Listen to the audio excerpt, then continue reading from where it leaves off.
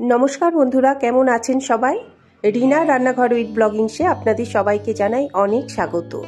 आज आमी जे रेसिपिटा निये एसेछि आपनादेर साथे शेयर करब एटा सम्पूर्ण निरामिष भावे तैरी सोयाबिनेर कारी। एटी जे कोनो निरामिष दिने भात रुटी लुचि परोटा सबकिछुर साथे खेते असाधारण लागे। चलुन ताहले रेसिपिटा बानाते आमादेर की की लागछे आर किभाबे बानाई देखे नेওয়া যাক। गैस अन करे आमी एकटा कड़ाई बसिए निয়েছি। এখন কড়া গরম হয়ে গেলে আমি বেশ কিছুটা জল দিয়ে দিলাম কড়াইতে। জলটা ফুটতে শুরু করলে আমি এখানে দিয়ে দিলাম 100 গ্রাম সয়াবিন। তা এখন সয়াবিনটা আমি মিনিট দুয়েক ফুটিয়ে নেব।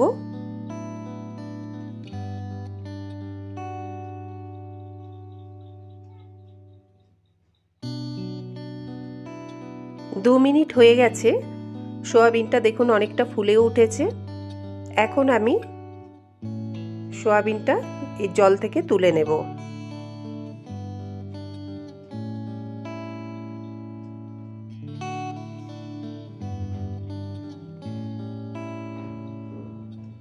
সোয়াবিনটা আমি তুলে নিয়েছি জল থেকে।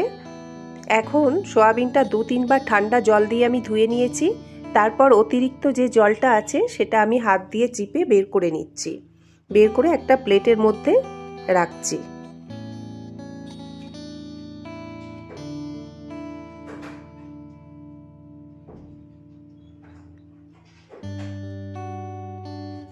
এরকম ভাবে সব সোয়াবিনগুলোই আমি হাত দিয়ে চিপে অতিরিক্ত যে জলটা সেটা বের করে নেব।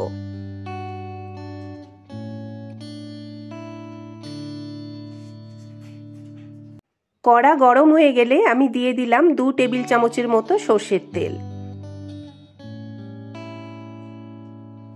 এখন তেল গরম হয়ে গেলে এর মধ্যে দিয়ে দিলাম দুটো মিডিয়াম সাইজের কেটে রাখা আলু। আলুটা আমি এখানে ডুমো করে কেটে নিয়েছি, একটু বড় সাইজের ডুমো করেই কেটে নিয়েছি। এখন আলুগুলো আমি নাড়াচাড়া করে একটু ভেজে নেব।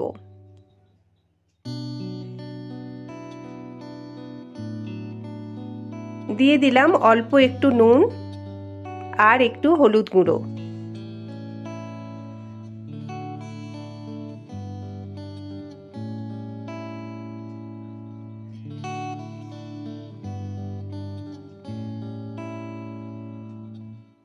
মিনিট 3 সময় ধরে আমি আলুটা ভেজে নেব। কড়াটা ঢাকা দিয়ে রাখলাম মিনিট 3 জন্য। 3 মিনিট পরে আমি ফিরে আসছি। 3 মিনিট হয়ে গেছে,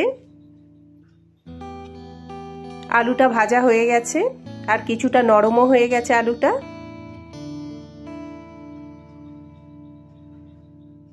এখন আমি আলুটা তুলে নেব।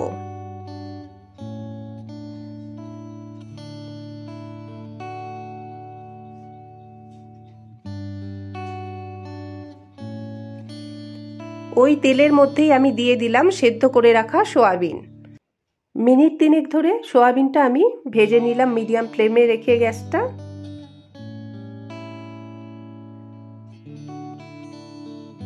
সোয়াবিনটা ভাজা হয়ে গেছে, এখন আমি তুলে নিলাম একটা প্লেটের মধ্যে।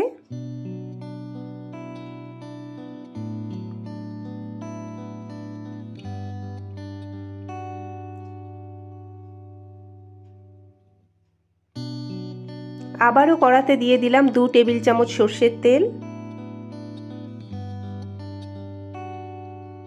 এখন তেলের মধ্যে দিয়ে দিলাম একটু তেজপাতা, দুটো শুকনো লঙ্কা আর গোটা গরম মশলা, যার মধ্যে আছে 4টে ছোট এলাচ, 4-5টা লবঙ্গ আর 1 টুকরো দারচিনি। আর দিয়ে দিলাম 1 চা চামচ গোটা জিরে। এখন মশলাটা খুব ভালো করে কষিয়ে নেব। মশলা থেকে খুব সুন্দর একটা স্মেল বের হতে শুরু করলে এর মধ্যে দিয়ে দিলাম 1 চা চামচ আদা বাটা আর দিলাম একটু হিং। আদা বাটা আর হিং দিলে ফ্লেভারটা খুব সুন্দর আসে। যে কোনো নিরামিষ রান্নাতে হিং দিলে খুব ভালো একটা ফ্লেভার আসে। মশলাটা খুব ভালো করে কষিয়ে নিলাম।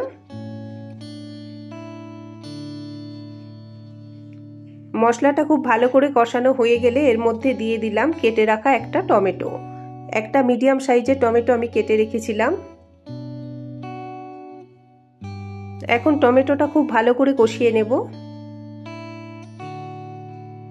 যাতে টমেটোর কাঁচা গন্ধটা না থাকে। অল্প একটু নুন দিয়ে দিলাম, যাতে টমেটোটা তাড়াতাড়ি নরম হয়ে যায় আর কষানোও যায় খুব তাড়াতাড়ি। মিনিট দুয়েক টমেটোটা কষিয়ে নেওয়ার পর আমি দিয়ে দিলাম 1 চা চামচ কাঁচা লঙ্কা বাটা। ভালো করে কষিয়ে নেব।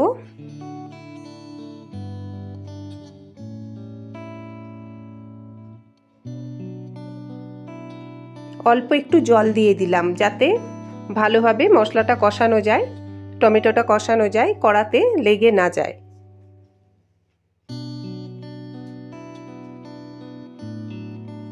ভালো করে টমেটোটা কষানো হয়ে গেছে, ওপর থেকে দেখুন তেল আলাদা হয়ে এসেছে।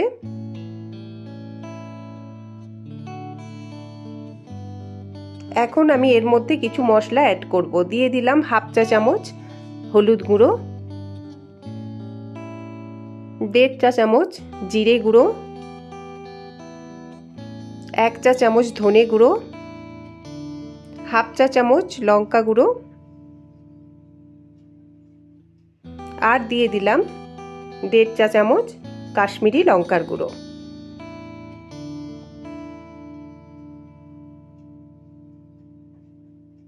এখন আমি মশলাটা ভালো করে কষিয়ে নেব। এখন সব মশলাগুলোর মধ্যে আমি দিয়ে দিলাম একটু জল, দিয়ে আমি ভালো করে মশলাটা কষিয়ে নেব। একটু জল দিয়ে দিলাম যাতে মশলাটা পুড়ে না যায় এবং ভালোভাবে কষানো যায়, তাই একটু জল দিয়ে দিলাম। এখন মশলাটা আমি খুব ভালো করে কষিয়ে নেব।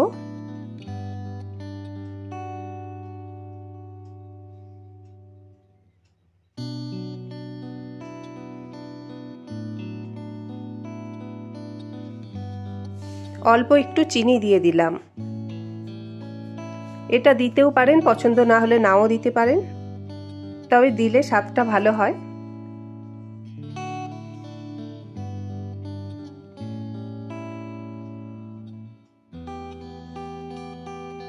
আরও একটু জল দিয়ে দিলাম। মশলা যত ভালো করে কষানো হবে স্বাদও তত ভালো হবে, তাই মশলাটা কষিয়ে নেওয়া খুব জরুরি, ভালোভাবে কষিয়ে নেওয়া।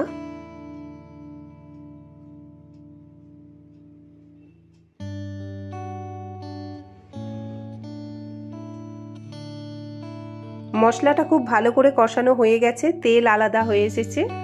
এখন আমি দিয়ে দেব ভেজে রাখা সয়াবিন, আর দিয়ে দিলাম ভেজে রাখা আলু। এখন সয়াবিন আলু মশলার সাথে খুব ভালো করে আমি মিশিয়ে নেব, যাতে সয়াবিন আর আলুর মধ্যে মশলাটা খুব ভালোভাবে ঢুকে যায়।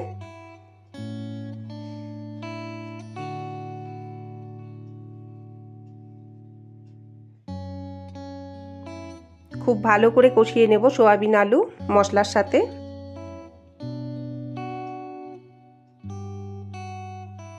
আর একটু নুন দিয়ে দিলাম, নুন অল্প দেয়া ছিল, তাই পরিমাণ বুঝে আর একটু দিলাম।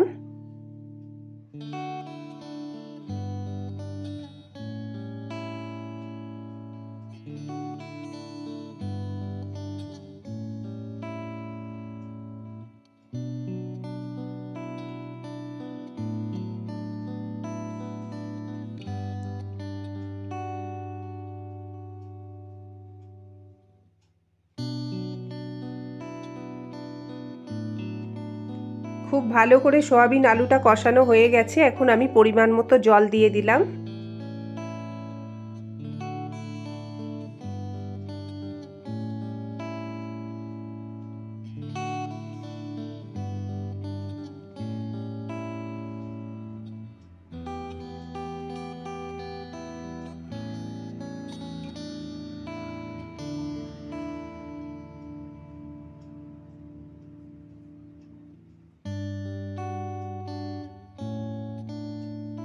এখন আমি কড়াটা চাপা দিয়ে মিনিট 5 রান্নাটা করে নেব। 5 মিনিট পরে আমি ফিরে আসছি। 5 মিনিট হয়ে গেছে, এখন আমি কড়ার ঢাকাটা খুলে দেখব কতটা কি হলো। খুব সুন্দর একটা কালার এসেছে। রান্নাটা আমার প্রায় হয়েই এসেছে। এখন আমি দেখে নেব আলুটা সেদ্ধ হয়েছে কিনা।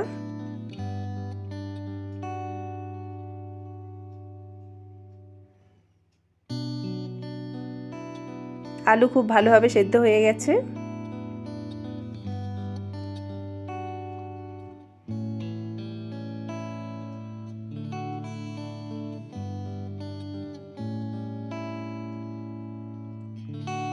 এখন আমি দিয়ে দিলাম একটু গরম মশলার গুঁড়ো আর দিয়ে দেব অল্প একটু ঘি। ঘিটা একেবারেই অপশনাল, এটা পছন্দ হলে দিতে পারেন, আবার না পছন্দ হলে নাও দিতে পারেন। এখন ঘি আর গরম মশলা আমি খুব ভালো করে মিশিয়ে নেব।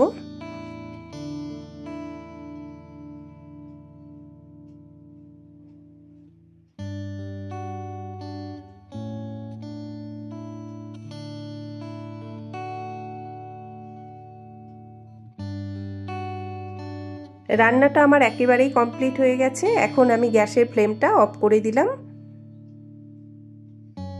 তাহলে বন্ধুরা, কেমন লাগলো আমার আজকের রেসিপিটা অবশ্যই আমাকে কমেন্টস করে জানাবেন। যদি আমার রান্নাটা ভালো লাগে তাহলে আমার চ্যানেলটিকে লাইক করবেন, সাবস্ক্রাইব করবেন এবং পাশে থাকা বেল আইকনটি অবশ্যই প্রেস করবেন সকল নোটিফিকেশন পাওয়ার জন্য। সকলে ভালো থাকবেন, সুস্থ থাকবেন। দেখা হবে আবার অন্য কোনো ভিডিওতে। ধন্যবাদ।